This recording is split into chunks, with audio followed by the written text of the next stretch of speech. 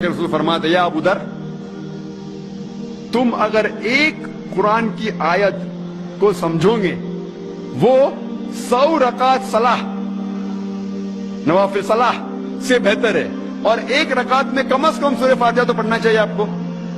कम से कम 7 आयतें हैं, 100 रकात में कम से कम 700 आयतें हैं। तो अल्लाह के रसूल फरमाते एक आयत को समझ के पढ़ना, समझना 700 आयत की तिलावत करने से बेहतर है।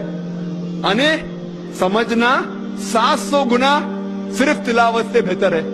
अल्लाह के रसूल फरमाते इब्ने माजा में, और ये सही हदीस है।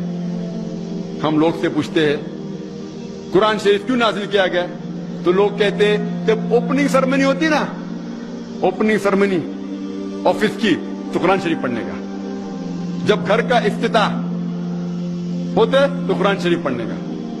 जब कोई मर गया तो कुरान खानी करते। तो कुरान शरीफ नाजिल किया गया था कुरान खानी के लिए।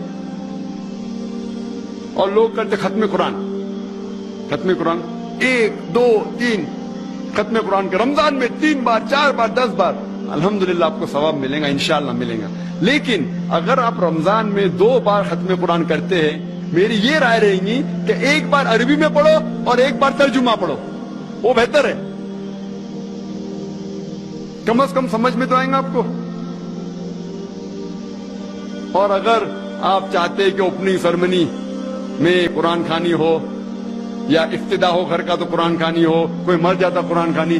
मैं कोई कुरान की आयत में सही हदीस में नहीं जानता हूं कि मोहम्मद सल्लल्लाहु अलैहि वसल्लम या साहबा कोई मर जाता तो कुरान पढ़ते थे या कोई इफ्तिदा के लिए कुरान पढ़ते थे। अगर आपको कुरान पढ़ने का ही है तो मैं ये कहता हूं कि आप कुरान अगर पढ़ते हैं 100 माइल की स्पीड के ऊपर, 30 लोग को बुलाते और 1 घंटे में खत्म करते, तो मैं कहता हूं कि 2 घंटे के लिए बुलाओ, अरबी भी पढ़ो तर्जुमा भी पढ़ो। नहीं तो 30 के बदले 60 लोग को बुलाओ। एक आदमी अगर 1 पारा पढ़ता है तो एक आदमी को बोला आधा पारा पढ़ो अरबी में और आधा पारा तर्जुमा पढ़ो।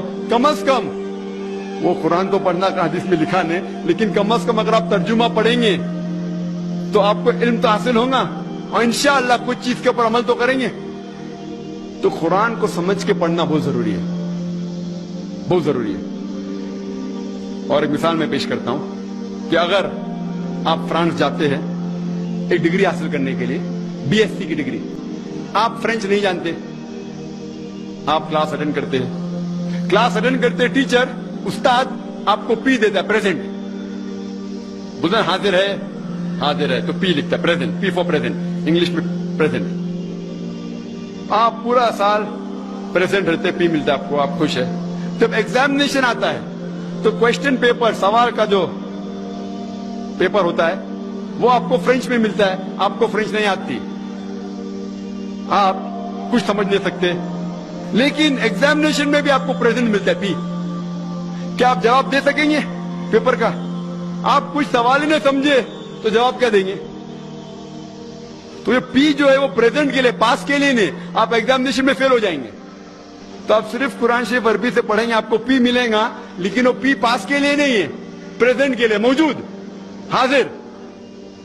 हमें गलत फहमी है कि हम पढ़ेंगे तो जन्नत में जाएंगे। सिर्फ पढ़ना काफी नहीं है, पढ़ के समझो और कुरान मजीद पे अमल करो तो इंशाअल्लाह आप जन्नत में जाएंगे।